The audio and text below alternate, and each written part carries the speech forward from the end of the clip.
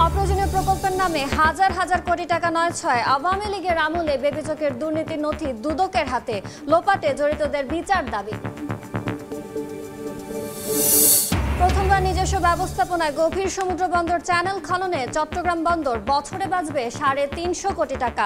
Mother বাড়িতে নাব্যবারে নিরাপদ হবে জাহাজ চলাচল। সুনামগঞ্জে সেচ সংকটে বড় আবাদে দুশ্চিন্তা, বৃষ্টির অভাবে শুকিয়ে চৌচির ক্ষেত। জামালপুরের চরাঞ্চলের সুতুলা চাষে ভাগ্যবদল, অনাবাদী জমিতে সরকারি সহায়তায় উৎপাদন।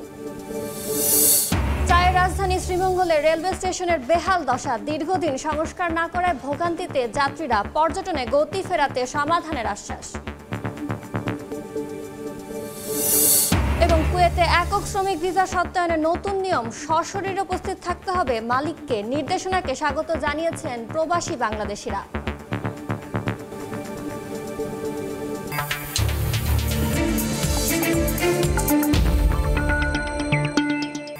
দেখছিলেন শিরোনাম। আমন্ত্রণ জানাচ্ছি দেশ ও দেশের বাইরের অর্থ বাণিজ্যের নানা খবর নিয়ে আমাদের নিয়মিত আয়োজন এ সময়ের বাণিজ্যে।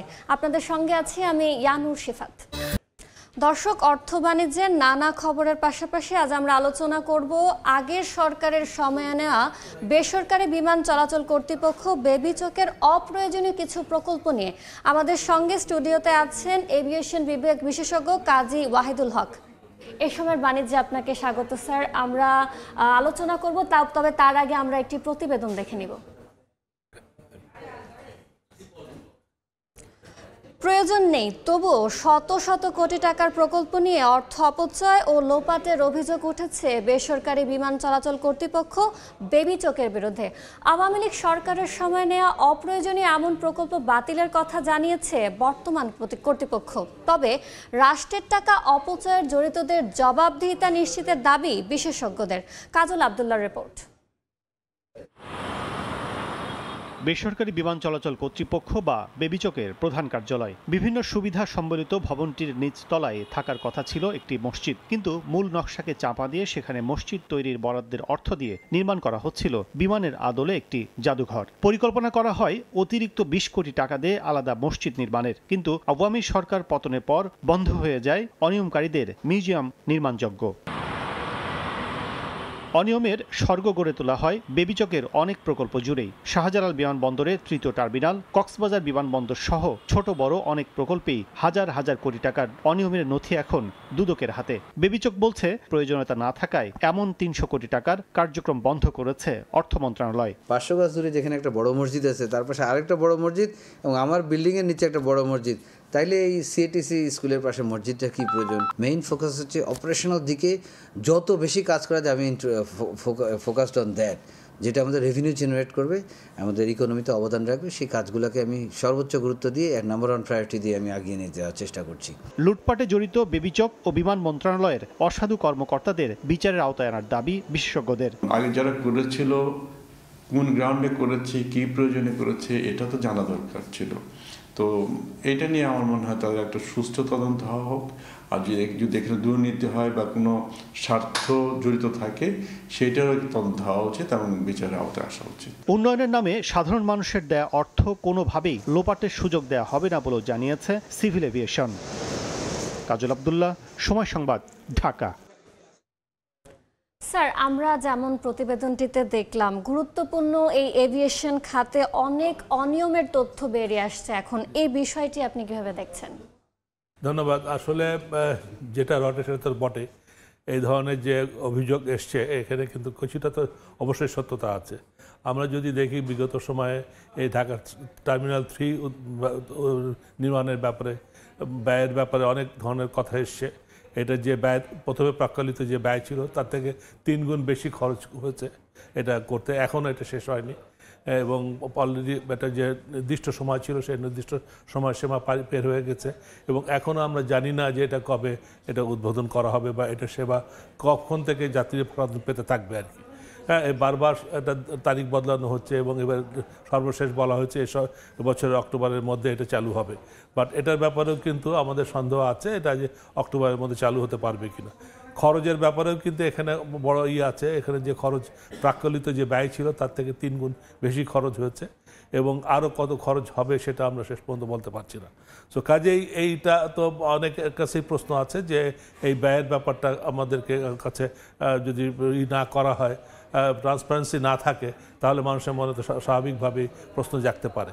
এছাড়াও আরও অনেক কিছু যেমন প্রকল্প আছে, যেমন কক্সবাজার যে রানওয়ে, সমুদ্রের মধ্যে রানওয়ে করা হয়েছে, সমুদ্রের মধ্যে থেকে ল্যান্ড রিক্লেম করে যে জায়গা করা হয়েছে সেখানে রানওয়ের মাধ্যমে যে ইন্টারন্যাশনাল এয়ারপোর্ট করার উদ্যোগ নেওয়া হচ্ছে, এটা কতটুকু যৌক্তিকতা আছে সেটার ব্যাপারে অনেক প্রশ্ন আছে। বিকজ আমরা জানি কক্সবাজারে কিন্তু কোনো বেসিক ট্রাফিক নাই, ওখান থেকে কোনো বেসিক ট্রাফিক ওঠানামা করবে না।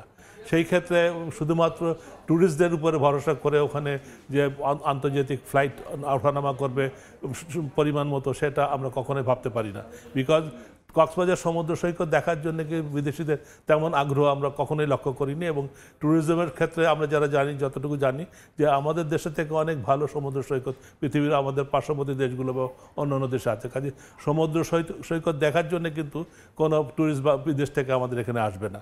আর এছাড়াও কিন্তু আমরা যদি দেখি চট্টগ্রামে একটা আন্তর্জাতিক বিমানবন্দর আছে, চট্টগ্রামে বেসিক ট্রাফিক আছে, কিন্তু চট্টগ্রামের জনগণ অনেক বিভিন্ন দেশে, বিশেষ করে মধ্যপ্রাচ্য বা অন্যান্য দেশে প্রচুর পরিমাণে চট্টগ্রামবাসীরা রয়েছে। সেই চট্টগ্রাম এয়ারপোর্ট আজ প্রায় 24 বছর হলো উদ্বোধন করা হচ্ছে। সেই চট্টগ্রাম এয়ারপোর্টও কিন্তু এখন ফুললি ইউটিলাইজ হতে পারছে না। সেখানে অনেক রকম অবকাঠামোগত সমস্যা আছে, সেইগুলোকে উন্নয়ন না করে আমরা কক্সবাজার এয়ারপোর্ট করতে গেলাম। সেই কক্সবাজার এয়ারপোর্ট করতে যে আমরা বিপুল পরিমাণ অর্থ সেখানে ব্যয় হচ্ছে। সো কাজে এই প্রকল্প ব্যয় যে করা হচ্ছে, এটা কিসের ভিত্তিতে করা হচ্ছে, কী সম্ভাব্যতার ভিত্তিতে করা হচ্ছে, সেটা কিন্তু জনগণ কখনোই জানতে পারে না আর কি। সো কাজে এই ব্যাপারে যথেষ্ট আছে আমাদের মধ্যে একটা এবং এই ব্যাপারে সবাইকেই সচেতন হতে হবে, এবং এই অপ্রয়োজনীয় ব্যয়গুলো সংকোচন করে যেগুলো প্রয়োজনীয় ব্যয় আছে, আমরা যদি দেখি যে এই গত 54 বছরে বাংলাদেশের সিভিল এভিয়েশনের উন্নয়নের ক্ষেত্রে যে খুব একটা অগ্রগতি হয়েছে বলে আমরা মনে করি না। আচ্ছা, আপনি সম্ভাব্যতার কথা বলছেন, এই যে অযৌক্তিকভাবে যে সম্ভাব্যতাগুলো হবে, এই বিষয়গুলো সরকারের মানে পর্যবেক্ষণের ক্ষেত্রে বা পদক্ষেপ কি নেওয়া উচিত সরকারের? এটা এখানে এই সিভিল এভিয়েশনের সাথে সম্পৃক্ত যারা আছে, বিভিন্ন এয়ারলাইন্সের লোকজন আছে বা যারা বিশেষজ্ঞ আছে, তাদেরকে সম্পৃক্ত করেই কিন্তু সম্ভাব্যতাগুলোকে যাচাই করা উচিত। এখন যখন ডিপার্টমেন্ট থেকে যখন একটা সম্ভাব্যতা যাচাই করা হয়, স্বাভাবিকভাবে তখন এককভাবে একটা সিদ্ধান্ত নিতে গেলে সেসব সিদ্ধান্ত ভুলভ্রান্তি হতেই পারে। এখন কক্সবাজারে এয়ারপোর্ট করতে হবে কি না, এটা যারা আমাদের এয়ারলাইন অপারেটর যারা আছে তাদের সাথে যদি যোগাযোগ করা হতো, বা এখানে বিদেশি এয়ারলাইনগুলো যদি যোগাযোগ করা হতো, তারা যদি বলতো হ্যাঁ আমরা কক্সবাজারে ফ্লাইট অপারেট করতে চাই, আপনারা কক্সবাজার এয়ারপোর্ট করেন, সেই ক্ষেত্রে ঠিক আছে, এটা যুক্তিসঙ্গত হতে পারতো। বাট এখানে কি করা হচ্ছে, কোনো এয়ারলাইন্সের কাছ থেকে কি মতামত নেওয়া হচ্ছে? আমার দেশীয় প্রাইভেট এয়ারলাইন্সগুলো আছে বা অন্যান্য বিদেশি এয়ারলাইনগুলো আছে, তারা কি বলেছে যে আমরা কক্সবাজারে ফ্লাইট অপারেশন করব, বা কোনো দেশকে এটা বলেছে যে না আমরা আগ্রহী সেখানে? সেরকম কোনো কিছুই কিন্তু আমরা জানি না। সো কাজেই এখানে যারা খাত সংশ্লিষ্ট ব্যক্তিবর্গ আছে তাদেরকে সম্পৃক্ত না করে যদি কোনো সিদ্ধান্ত না হয়, সেটা ভুল পর্যবেসিত হওয়ার সম্ভাবনা যথেষ্ট রয়েছে। আচ্ছা, প্রতিটি প্রকল্পে, উন্নয়ন প্রকল্পের ক্ষেত্রে অনেকের স্বার্থ জড়িত থাকে, এবং একই স্থাপনা থাকার পরও আপনি যেমনটা বলছিলেন যে আবার বিমানবন্দর করা হচ্ছে কক্সবাজারে, তো এই স্থাপনা থাকার পরও আরও তৈরিত অর্থর অপচয়ের পায়তারা চলছে, এই দায়বদ্ধতাটা কার? না, দায়বদ্ধতা তো ডেফিনেটলি যারা এই প্রকল্পের সাথে সংশ্লিষ্ট, যারা এটা সম্ভাব্যতা যাচাই করছে, যারা এটা বাস্তবায়ন করছে, তাদের সবাইকেই দায় নিতে হবে। এবং বিশেষ করে সিভিল এভিয়েশন ট্যুরিজম মিনিস্ট্রি যেটা আছে, মন্ত্রণালয়কে দায়িত্ব অবশ্যই নিতে হবে, বিকজ তারাই আলটিমেটলি প্রজেক্ট সাবমিশন করে থাকে পরিকল্পনা কমিশনে বা অন্যান্য বিভিন্ন সংশ্লিষ্ট দপ্তরে। কাজে এটা মন্ত্রণালয় তো ডেফিনেটলি এটা একটা যোগ্যতা তাদের ব্যাপারে নিতে হবে আর দায়িত্ব নিতে হবে। এছাড়া অপ্রয়োজনীয় প্রকল্প ব্যয় আমরা দেখতে পাচ্ছি এখন বেশ যাচাই বাছাই করছে সরকার, এবং এই অনিয়মে বেবি চোখের প্রকৌশল বিভাগের অনেকের নাম জড়িত, তাদের বিচারের মুখোমুখি করাটা কতটা প্রয়োজন? অবশ্যই, মানে যদি আমরা দুষ্টের দমন না করতে পারি এবং সেটা শাসন না করতে পারি, যদি আমরা মানে সেটার একটা এক্সাম্পলারি পানিশমেন্ট যদি না দিতে পারি, যারা অন্যায় করছে বা যারা এটার সাথে দুর্নীতির সাথে জড়িত আছে তাদেরকে যদি আমরা শাস্তি না দিয়ে তাদেরকে পুরস্কৃত করা, এই যে আমাদের রীতির বছরের পর বছর চলে আসছে, সেটা যতক্ষণ পর্যন্ত আমরা না করতে পারবো, এটাতে কিন্তু অন্য যারা দুর্নীতিগ্রস্ত আছে তারাও কিন্তু সাহস পেয়ে যাবে। সো কাজে যারা দুর্নীতিগ্রস্ত তাদেরকে দুর্নীতিকে আইডেন্টিফাই করতে হবে এবং আইডেন্টিফাই করে তাদেরকে দুর্নীতির জন্য শাস্তি দিতে হবে, যাতে করে অন্যরা সেটা করতে পারে। আমরা আজ পর্যন্ত কিন্তু সিভিল এভিয়েশনের কোনো দুর্নীতির ব্যাপারেই কিন্তু কোনো রকম এক্সাম্পলারি পানিশমেন্ট দেওয়ার ক্ষেত্রে আমরা সেরকম কোনো আমরা এক্সাম্পল দেখিনি অতীতে। আমরা অনেক সময় দেখি যে সরকার শক্ত অবস্থানে গেলে অনেক সময় এই কর্তৃপক্ষ, এই যে বিভিন্ন বিভাগের যে যারা আছেন তারা হচ্ছে পায়তারা করে তার সরকারকে বেকায়দায় ফেলার ক্ষেত্রে। এক্ষেত্রে আপনি বিষয়টি কিভাবে দেখছেন?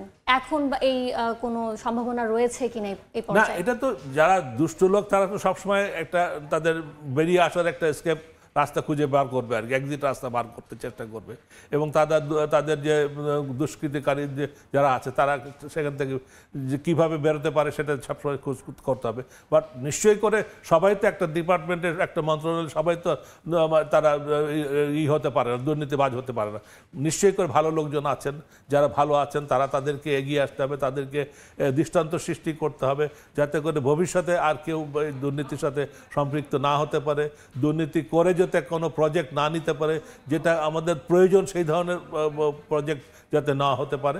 এবং সর্বোপরি রাজনৈতিক যে আমাদের হস্তক্ষেপ সবসময় আমরা দেখে থাকি, উপর মহলের যে হস্তক্ষেপ, সেই হস্তক্ষেপের বাইরে আসতে হবে। সেটা সারা কিন্তু আমরা যতই দুর্নীতি দেখি না কেন এগুলো কিন্তু সবসময় যে খাত সংশ্লিষ্ট করছে তা না, এখানে কিন্তু উপর মহলেরও একটা থাকে, সংস্রব থাকে। তো সেই উপর মহল যেটা রাজনৈতিক সদিচ্ছা বা রাজনৈতিক যে সমস্যাগুলো আছে আমাদের দেশে মানে ইন্টারফেয়ারেন্সের, সেইগুলো যতক্ষণ পর্যন্ত আমরা না করতে পারবো, দমন না করতে পারবো, ততক্ষণ পর্যন্ত কিন্তু এই ধরনের দুর্নীতি থেকে রোধ পাওয়া খুবই মুশকিল। আমরা থার্ড টার্মিনালের ক্ষেত্রেও দেখেছি অনিয়মের কাণ্ড ঘটেছে। এই বিষয়ে শক্ত পর্যবেক্ষণ কতটুকু দরকার? আমি তো মনে করি থার্ড টার্মিনালের ব্যাপারে যে ধরনের এখন অভিযোগ আসছে, এইগুলো করার জন্যে, এটাকে পর্যালোচনা করার জন্য, এটা কি হয়েছে বা কোথায়, এটার একটা রিভিউ কমিটি হওয়া উচিত এক্সপার্টদেরকে নিয়ে, ইন্ডিপেন্ডেন্ট এক্সপার্টদেরকে নিয়ে, এবং তারা এই জিনিসটা দেখা উচিত কোথায় এটার কি কতটুকু ছিল, কতটুকু প্রয়োজন ছিল, কোনটা অপ্রয়োজনীয় খরচ হয়েছে বা কোথায় এই সমস্যাটা হয়েছে, কোন জায়গায় বেশি দুর্নীতি হওয়ার সম্ভাবনা আছে, এই জিনিসগুলো দেখার ব্যাপার আছে। এখানে কিন্তু অনেক রকম দুর্নীতি, যে শুধু অর্থ দুর্নীতি তা না, কিন্তু এখানে সাবস্ট্যান্ডার্ড ইকুইপমেন্ট বা মেশিনারিজের ব্যাপারে অভিযোগ এসছে। সো কাজে এইগুলো কিন্তু একটা ইন্টারন্যাশনাল এক্সপার্ট কমিটি গঠন করা উচিত এবং সেখানে দেশি বিদেশি এক্সপার্টদেরকে নিয়ে এইগুলো, এখনও কিন্তু সময় আছে, এই যদি আমরা এখন এটা হস্তক্ষেপ করে এটাকে যদি করা যায় তাহলে কিন্তু জিনিসটা এখনও কিছুটা হলে বিরোধ করা সম্ভব। বাট একবার এটা যখন হয়ে গেলে তখন এটা মুশকিল হবে, তখন এখান থেকে বেরিয়ে আসা ডিফিকাল্ট হয়ে যাবে আর কি। আচ্ছা, আমার শেষ প্রশ্ন আপনার কাছে হচ্ছে, এসব ঘটনায় বেবিচকের অনেক দায় দেখা যাচ্ছে, এক্ষেত্রে সিভিল এভিয়েশন কর্তৃপক্ষের ভূমিকা কেমন হওয়া উচিত বা বলে মনে করেন আপনি? না, এখানে তো সিভিল এভিয়েশন তারা তো রেগুলেটরি অথরিটি, তাদেরকে এখানে তো বড় ভূমিকা তারাই পালন করছে এবং তারাই এইসব প্রজেক্ট ইমপ্লিমেন্টেশন, প্রজেক্ট ইভ্যালুয়েশন সব কিছুই তাদের মাধ্যমে হয়ে থাকে। সো তাদেরকে সব থেকে গুরু দায়িত্বটা কিন্তু তাদেরই আর কি। সো কাজে এটা ভালো হলে যেমন সিভিল এভিয়েশনকে সবাই ধন্যবাদ দেবে, খারাপ হলেও কিন্তু দায় তাদেরকে নিতে হবে। সো তারা কোনো রকম যে কোনো ধরনের অনিয়ম বা অনিয়ম দুর্নীতি বা যে কোনো ধরনের আজকে যে অভিযোগ আসবে সেগুলো কিন্তু তাদেরকে দায় নিতে হবে এবং সে দায় তাদেরকে যখন নিতে হবে তাদেরকে আরও সতর্ক হতে হবে যাতে ভবিষ্যতে কোনো রকম তাদের কার্যক্রমের জন্য তাদের সেই দায়বদ্ধতা কোনো রকম প্রশ্নবিদ্ধ হয়, সেটা নিশ্চয়ই সিভিল এভিয়েশন কর্তৃপক্ষ চাইবে না কখনো। ধন্যবাদ স্যার আমাদের সঙ্গে আলোচনায় যুক্ত হওয়ার জন্য।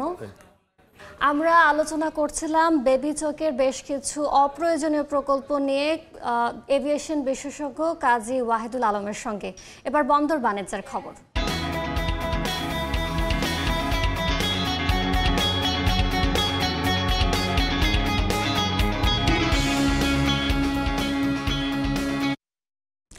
কোনো রকম বিদেশি সহায়তা ছাড়াই প্রথমবারের মতো নিজস্ব ব্যবস্থাপনায় গভীর সমুদ্র বন্দরে চ্যানেল খনন করছে চট্টগ্রাম বন্দর। এতে বছরে অন্তত ৩৫০ কোটি টাকা সাশ্রয় হওয়ার পাশাপাশি বাড়বে নিজস্ব সক্ষমতা। এই ড্রেজিংয়ের ফলে মাতারবাড়ি গভীর সমুদ্র বন্দরের চ্যানেলের নাব্য বাড়ায় জাহাজ চলাচল নিরাপদ হবে বলে দাবি কর্তৃপক্ষের। আশরাফুল আলম মামুনের ক্যামেরায় মাতারবাড়ি ঘুরে বিস্তারিত জানাচ্ছেন ফেরদৌস লিপি। কক্সবাজারের মহেশখালীর মাতারবাড়ি সমুদ্র বন্দরে ২০২৩ সালে এপ্রিলে ১৩ মিটার ড্রাফটের কয়লাবাহী জাহাজ ভেড়ানোর মধ্য দিয়ে গভীর সমুদ্র বন্দর যুগে প্রবেশ করে বাংলাদেশ। গভীর এই সমুদ্র বন্দরে ১৪.৩ কিলোমিটার দীর্ঘ কৃত্রিম চ্যানেল নির্মাণ করে কয়লা বিদ্যুৎ প্রকল্পের আওতায় পাওয়ার জেনারেশন কোম্পানি বাংলাদেশ। ২০২৩ সালের সেপ্টেম্বরে সেটি চট্টগ্রাম বন্দর কর্তৃপক্ষের কাছে হস্তান্তর করা হয়। তবে নির্মাণের ২ বছরের মধ্যে চ্যানেলের বিভিন্ন জায়গায় পলি জমতে শুরু করে। কোথাও কোথাও পানির গভীরতা নেমে এসেছে ১০ মিটারে। এমন পরিস্থিতিতে দেশের প্রথম গভীর সমুদ্র বন্দর চ্যানেলটি রক্ষায় চট্টগ্রাম বন্দর নিজস্ব ড্রেজার খনক দিয়ে শুরু করেছে খনন কাজ। গত মাসে প্রথম দফায় ড্রেজিং করা হয়। খনক এতদিন কর্ণফুলী ড্রেজিং করলেও এবারই প্রথমবারের মতো গভীর কোনো সমুদ্র বন্দরের চ্যানেল ড্রেজিং করছে। এতে করে বছরে কমপক্ষে ৩৫০ কোটি টাকা সাশ্রয় হওয়ার পাশাপাশি সক্ষমতা ও দক্ষতা অর্জন করছে চট্টগ্রাম বন্দর। গত এক বছরে আমরা বেশ কয়েকটি সার্ভে করেছি। সার্ভে করে দেখেছি এখানের নাব্যতা বেশ হ্রাস পেয়েছে। তো কিছু কিছু জায়গায় বেশ কমে আসছে। তো সেই জায়গাগুলোকে আমরা টার্গেট করে এই জাহাজটাকে ডিপ্লয় করেছি এবং আমাদের সিদ্ধান্ত হচ্ছে এই জাহাজটা এখানে কাজ করবে কন্টিনিউয়াসলি। ড্রেজিংয়ের নানা চ্যালেঞ্জ নিতে হচ্ছে খনককে, বিশেষ করে ব্রেক ওয়াটার ও চ্যানেলটি এখনও স্থিতিশীল না হওয়ায় পলি জমছে। সেই সঙ্গে সাগর থেকে জোয়ার ও জাহাজের সঙ্গে আসা পলিও বের হওয়ার সুযোগ না পাওয়ায় নাব্যতা কমেছে চ্যানেলে। তবে এসব মোকাবেলা করে ড্রেজিং করছে বন্দরের একমাত্র খননকারী এই জাহাজ। এছাড়া টেন্ডারের মাধ্যমে কাজ করা ড্রেজারগুলো থেকে খনকের সক্ষমতা বেশি হওয়ায় সফলতাও বেশি হবে বলে আশা বন্দর কর্তৃপক্ষের। এখানে মাটিটা সাধারণত কাদা মাটি, বাট কর্ণফুলী চ্যানেলের মাটিটা বালি মাটি। তো ওই মাটিটা খুব সহজে উঠে যায়, বাট এই মাটিটা উঠাতে একটু টাইম লাগে। তো এই জিনিসগুলো চ্যালেঞ্জ আছে। আশা করি এগুলো যতদিন যাবে ততদিন সবাই আমরা অভ্যস্ত হয়ে যাব। ২০১৬ সালে মাতারবাড়ি কয়লা বিদ্যুৎ প্রকল্প হাতে নেয় সরকার। জাইকার অর্থায়নে এই প্রকল্প বাস্তবায়নে বঙ্গোপসাগর থেকে মাতারবাড়ি পর্যন্ত ১৪.৩ কিলোমিটার দীর্ঘ, ১৬ মিটার গভীরতা এবং ২৫০ মিটার চওড়া এই চ্যানেল নির্মাণ হয় বিদ্যুৎ প্রকল্পের আওতায়। ফেরদৌস লিপি, সময় সংবাদ, চট্টগ্রাম। বেনাপোল বন্দর দিয়ে রেলে পণ্য রফতানির অনুমতি থাকলেও দুর্বল অবকাঠামোয় হতাশ ব্যবসায়ীরা। উন্নয়নের আশ্বাস দিয়েছে রেল কর্তৃপক্ষ। বিস্তারিত জানাতে বেনাপোল বন্দরে আছেন সহকর্মী আজিজুল হক। সরাসরি যাচ্ছে তার সঙ্গে। ২০২০-২১ অর্থ বছরে বেনাপোল স্থল বন্দর দিয়ে বাংলাদেশি পণ্য ভারতে রপ্তানির পরিমাণ ছিল ৩,১৬,০০০ মেট্রিক টন।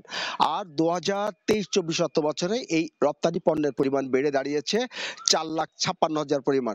অর্থাৎ গত ৪ বছরে বেনাপোল স্থল বন্দর দিয়ে বাংলাদেশি পণ্য ভারতে রপ্তানি বেড়েছে প্রায় ১,৪০,০০০ মেট্রিক টন। তবে আরো বেশি পণ্য রপ্তানির চাহিদা থাকলেও সড়কপথে ভারতে পণ্য রপ্তানি ক্ষেত্রে রয়েছে নানান প্রতিবন্ধকতা এবং হয়রানির অভিযোগ। তবে বাংলাদেশ এবং ভারত সরকার যৌথ আলোচনা করে ২০২২ সালে এই রেলে পণ্য রপ্তানি করতে একটি সিদ্ধান্ত নেওয়া হয় এবং বাংলাদেশ সরকারের জাতীয় রাজস্ব বোর্ড এনবিআর বেনাপোল রেল কর্তৃপক্ষকে একটি চিঠি দিয়ে জানায় যে রেলে বাংলাদেশি পণ্য ভারতের রপ্তানির বিষয়ে। তবে আমরা লক্ষ্য করেছি যে এই চিঠি ৩ বছর পেরিয়ে গেলেও কিন্তু এখনো বেনাপোল স্থল বন্দর দিয়ে ভারত এবং বাংলাদেশের মধ্যে যে রপ্তানি বাণিজ্য সেটি কিন্তু শুরু হয়নি। ফলে রপ্তানি বাণিজ্যের ক্ষেত্রে রয়েছে কিন্তু নানান হয়রানি। আমরা কথা বলেছি রেল কর্তৃপক্ষ আমাদেরকে জানিয়েছেন যে রেলে পণ্য রপ্তানির ক্ষেত্রে বাংলাদেশ এবং ভারত অংশে রেলের অবকাঠামো উন্নয়নের প্রয়োজন। ইতিমধ্যে বাংলাদেশ অংশে রেলে কিন্তু অবকাঠামো উন্নয়ন কাজ শুরু হয়েছে। ভারত অংশে রেলে অবকাঠামো উন্নয়ন হলে কিন্তু তারা এই রেলে পণ্য রপ্তানি শুরু করতে পারবেন। তো এই ছিল বেনাপোল স্থল বন্দর থেকে যে রেলে পণ্য রপ্তানি নিয়ে সর্বশেষ। সরাসরি যুক্ত ছিলাম বেনাপোল বন্দরে। নগরবাসীর কর প্রদান সহজ করতে সিটি কর্পোরেশনের আয়োজনে চট্টগ্রামে চলছে কর মেলা। এই মুহূর্তে নগরীর দামপাড়া ওয়াসায় আছেন সহকর্মী শফিকুল আলম। সরাসরি যাচ্ছে তার কাছে। চট্টগ্রাম সিটি কর্পোরেশনের আয়োজনে চট্টগ্রামের দামপাড়া ওয়াসায় কর মেলার আয়োজন করা হয়েছে। এই মুহূর্তে সেখানে কিছুক্ষণ আগে সেই কর মেলা উদ্বোধন করলেন city mayor doctor Shahadat Hossain. মূলত সার্কেল 1 এবং 5-এর অধীনে যারা রয়েছে, যে ওয়ার্ডগুলো রয়েছে, বিশেষ করে 1, 2, 3 এবং 7, 8, 15, 16, 21, 22 যে ওয়ার্ডগুলো রয়েছে, সেই ওয়ার্ডের সদস্যরা কিন্তু সেখানে কর দিবেন এবং কর মূলত এই সহজ করার লক্ষ্যে কিন্তু এই আয়োজন। এবং মাননীয় মেয়র কিন্তু সেই বিষয়গুলো খতিয়ে দেখছেন আসলে যারা কর দিতে এসেছেন। এবং মূলত এখানে লাইসেন্স নবায়ন, লাইসেন্স যে নতুন লাইসেন্স করা, ট্রেড লাইসেন্স করা, পাশাপাশি কর দেওয়া এবং যেই করগুলো দীর্ঘদিন ধরে আটকে আছে সেগুলো সহজ করা সহ নানা বিষয় নিয়ে এখানে বক্তব্য। আমরা একটু মেয়রের কাছে যাওয়ার চেষ্টা করি। আসলে ভাই, আপনি 30 সেকেন্ডে যদি একটু বলেন আসলে কি মেসেজ দিচ্ছেন আজকে নগরবাসীর জন্য? নগরবাসীকে আমি এটাই বলতে চাই যে কর দিন, শহরকে সুন্দর করুন। আমরা কাকেও করের বোঝা চাপাবো না, এটা আমি বলতে চাই। যে আগের যারা এসেছে তারা জোর করে করের বোঝা চাপিয়েছে, দুর্নীতি করেছে। আমরা দুর্নীতিবিহীন একটি শহর গড়তে চাই, একটি প্রশাসন করতে চাই, একটি কর্পোরেশনকে আমরা এইভাবে গড়ে উড়াতে চাই। বন্দরের করের কথা বন্দরে আমি অবশ্যই বলেছি যে আমাদেরকে ন্যায্য যে পাওনা আমাদের সেটা দিতে, হোল্ডিং ট্যাক্সের কমার্শিয়ালাইজেশন করে আমরা 160 crore চেয়েছি। সেটা যদি আমাদেরকে দেওয়া হয় তাহলে পরে আমরা কৃতজ্ঞ থাকবো। 1% মাসুল যেহেতু অনেক টাকা আসছে সেটা তারা হয়তো দিতে পারছে না, কিন্তু হোল্ডিং ট্যাক্সের কমার্শিয়ালাইজেশন তারা দিতে পারছে, সেটা আইনেও আছে।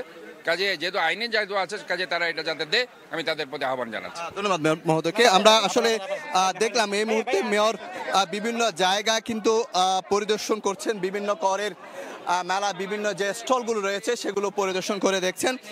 চট্টগ্রাম শহরে যে 41টি ওয়ার্ড রয়েছে, সে ওয়ার্ড থেকে প্রায় 5 থেকে 6, 5 এবং 1 এবং 5 যে সার্কেল রয়েছে রাজস্ব, অর্থাৎ চট্টগ্রাম সিটি কর্পোরেশনের রাজস্ব আদায়ে অন্যতম যে খাত সেটা হচ্ছে কর এবং ট্রেড লাইসেন্সের। সেক্ষেত্রে এই দুইটি বিষয়ে সবচেয়ে বেশি গুরুত্ব দেওয়া হচ্ছে। এবং কিছুক্ষণ আগে মেয়র যেটি ঘোষণা দিলেন, অবশ্যই নগরবাসী যেন তাদের কর আদায় করে। এই ছিল আমার কাছে সর্বশেষ তথ্য। সরাসরি যুক্ত ছিলাম চট্টগ্রামে। এবার জানাবো পুঁজিবাজারের খবর। সপ্তাহের প্রথম কার্যদিবসে দেশের প্রধান পুঁজিবাজার ঢাকা স্টক এক্সচেঞ্জ ডিএসইতে সূচকের মিশ্র প্রবণতা দিয়ে চলছে লেনদেন। বাজারের সবশেষ পরিস্থিতি জানাতে সরাসরি নিয়ে যাচ্ছি ডিএসইর ওয়েবসাইটে।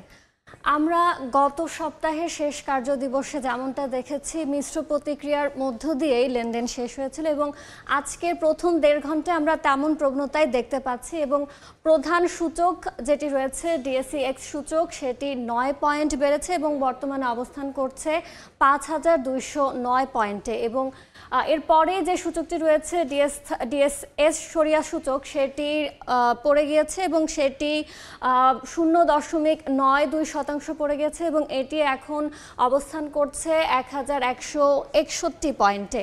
এরপরে ডিএস30 সূচক আমরা দেখেছি বেড়েছে, সেটি বেড়েছে 3.49 পয়েন্ট বেড়েছে এবং এটি অবস্থান করছে 1913 পয়েন্টে। এবং এখন পর্যন্ত লেনদেন হয়েছে 157 কোটি 41 লাখ টাকার। এর মধ্যে যেসব প্রতিষ্ঠানের শেয়ার লেনদেন হয়েছে তার মধ্যে 236টি প্রতিষ্ঠানের শেয়ার দর বেড়েছে এবং বিপরীতে কমেছে 83 প্রতিষ্ঠানটির শেয়ার দর এবং অপরিবর্তিত রয়েছে 59টি প্রতিষ্ঠানের শেয়ার দর। এবং এ পর্যায়ে আমরা দেখে নেব মার্কেট আপডেটসে প্রথম যে 20টি প্রতিষ্ঠান রয়েছে ওই 20টি প্রতিষ্ঠানের শেয়ার দরের কি অবস্থা। এবং প্রথমেই রয়েছে ফুয়াং ফুডস, এটি প্রতিটি শেয়ারের বর্তমান মূল্য হচ্ছে 16 টাকা 30 পয়সা এবং সর্বোচ্চ দাম হচ্ছে 16 টাকা 90 পয়সা।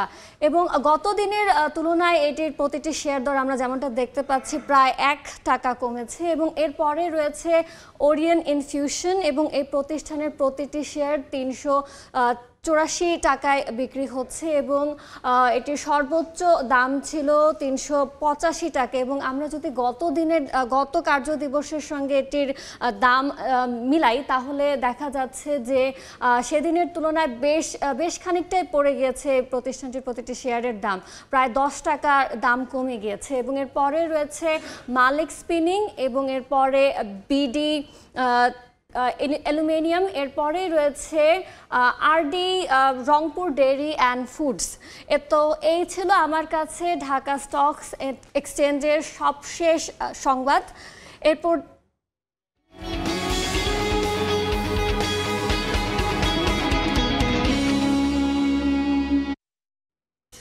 মৌলভীবাজারের শ্রীমঙ্গলের রেল স্টেশনের উপর নির্ভর করে জেলার চা বাগান সহ পর্যটন কেন্দ্রগুলো গড়ে উঠলেও বেহাল দশা স্টেশনটির। দীর্ঘদিন ধরে উন্নয়ন ও সংস্কার না হওয়ায় ভোগান্তিতে পড়তে হয় যাত্রীদের। সংকট রয়েছে স্টেশনটির লোকবলেও। সমস্যা সমাধানে ঊর্ধ্বতন কর্তৃপক্ষের আশ্বাসের কথা জানান স্টেশন মাস্টার। শাহ ওলিউর রহমানের তথ্য ও মোহাম্মদ ইয়ারুফ আহমেদের ছবিতে প্রতিবেদন। মৌলভীবাজারের শ্রীমঙ্গল রেলওয়ে স্টেশন ১৯১২ সালে নির্মিত। রেলওয়ে স্টেশনটি ব্যবহার করে চা ও একাধিক পণ্য দেশের বিভিন্ন স্থানে সরবরাহ করা হয়। ট্রেন ভ্রমণ আরামদায়ক হওয়ায় এলাকার চা বাগান সহ পর্যটন কেন্দ্রগুলো স্টেশনটির ওপর নির্ভর করে চাঙা হয়ে ওঠে। তবে ব্রিটিশ আমলে নির্মিত জরাজীর্ণ এই রেলওয়ে স্টেশনটির উন্নয়নে দীর্ঘদিন নেওয়া হয়নি কোনো উদ্যোগ। 7 মাস আগে প্ল্যাটফর্ম উঁচু করার জন্য পুরো স্টেশনে বিছানো হয় ইট, কিন্তু দীর্ঘদিন অতিবাহিত হলেও সেভাবেই পড়ে আছে। এছাড়া স্টেশনে যাত্রীদের বিশ্রামাগারের আসবাবপত্র জরাজীর্ণ, রয়েছে লোকবল সংকটও। 6 জন স্টেশন মাস্টারের জায়গায় 3 জন, বুকিং সহকারী 6 জনের বিপরীতে 4 জন, আয়া পোস্টে 3 জনের জায়গায় নেই একজনও। প্ল্যাটফর্মে বসার কোনো জায়গা নাই। যতটুকু একটা ছোট রুম আছে, 2টা রুম আছে, যেটা সংকুলান হয় না। পর্যটন লোকগুলো আসে, এখানে আসলে তারা বাথরুমের জন্য খুব একটা উড়াউড়ি করে, তারা বাথরুম পায় না থুকাইয়া। এখানে বেশি সমস্যাটা হইলো বাথরুমের। অ্যাভেলেবল টিকিট পাওয়া যায় না, টিকিটের জন্য অপেক্ষা করতে হয় 1 মাস মিনিমাম 1 মাস অপেক্ষা করলে একটা টিকিট পাওয়া যেতে পারে। There could be maybe some more facilities, maybe it would be helpful to have more signs, some signs in English for the tourist so that they can understand where to go and where to ask for help. স্টেশনটির উন্নয়ন ও সমস্যা সমাধানে ঊর্ধ্বতন কর্তৃপক্ষের আশ্বাসের কথা জানালেন station master. আমরা ঊর্ধ্বতন কর্তৃপক্ষকে অবগত করেছি, ওনারা আমাদেরকে আশা দিয়েছেন যে খুব শীঘ্রই এই সমস্যার সমাধানগুলো হয়ে যাবে। স্টেশনের দেয়া তথ্য মতে এটি ব্যবহার করে প্রতিদিন ৫,০০০-এর বেশি যাত্রী যাতায়াত করেন। সময় সংবাদ, মৌলভীবাজার।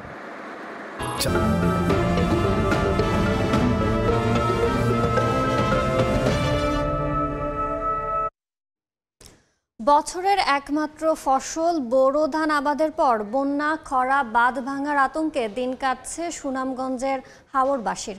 গত কয়েক মাসে ছিটে ফোটা বৃষ্টি না হওয়ায় পর্যাপ্ত সেচের অভাবে খা খা করছে ফসলের মাঠ।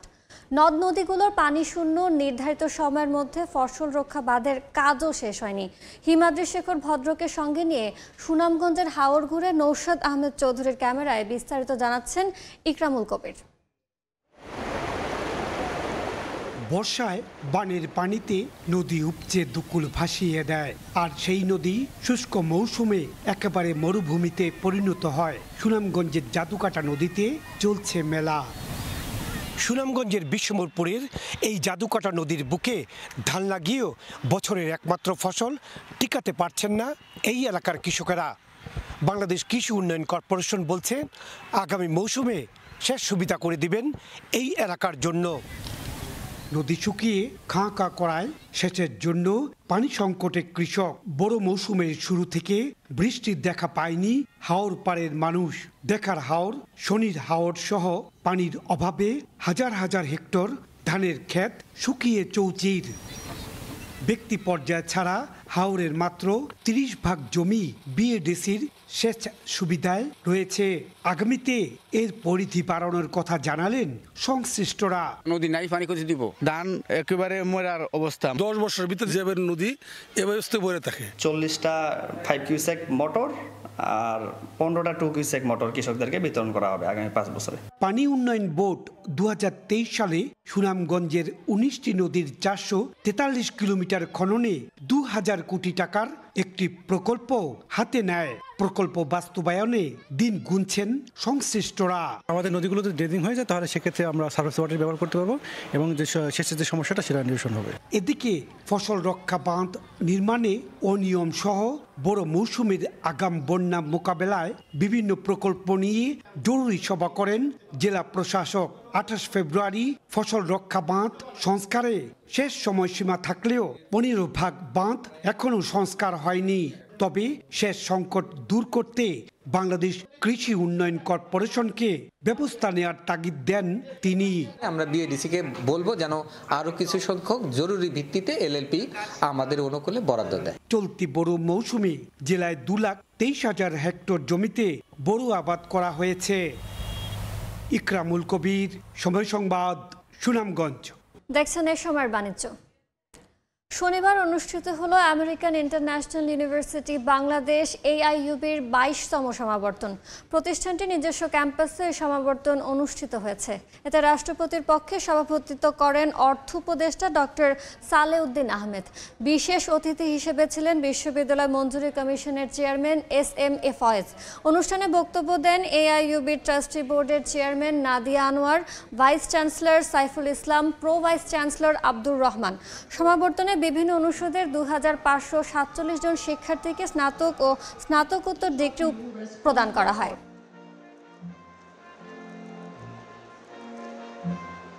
The Office of Records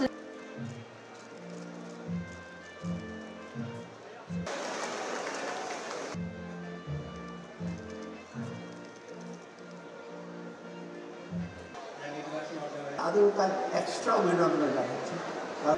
আমার প্রিয় একটা বিষয় আছে। My friends, family and faculty, but the first day when we work on an academics, whether I be added. এবং ফ্রান্সেও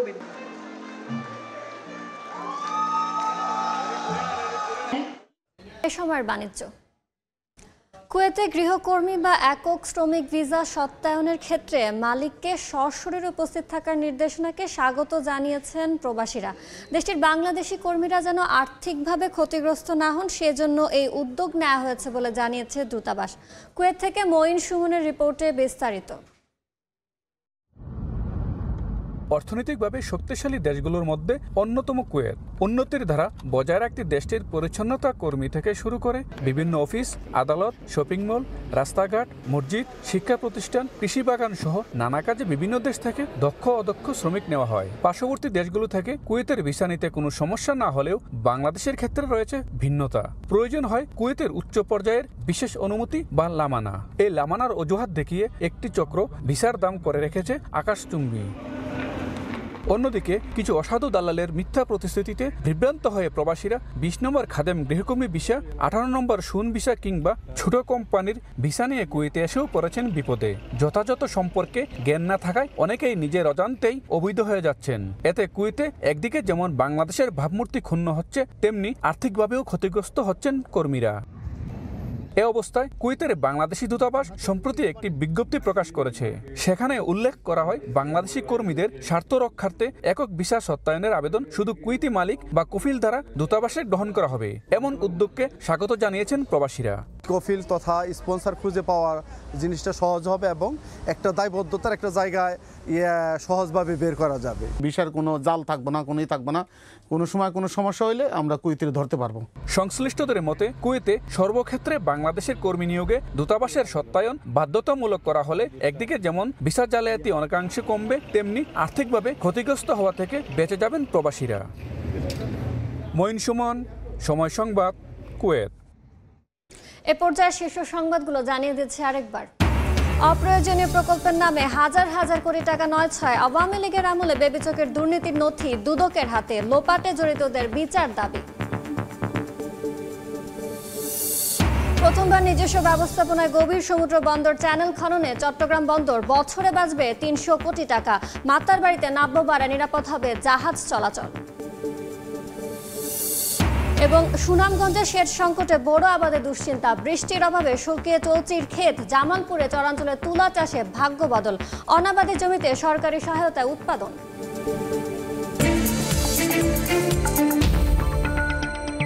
এ ছিল সময়ের বাণিজ্যে, সঙ্গে থাকুন সময়ের।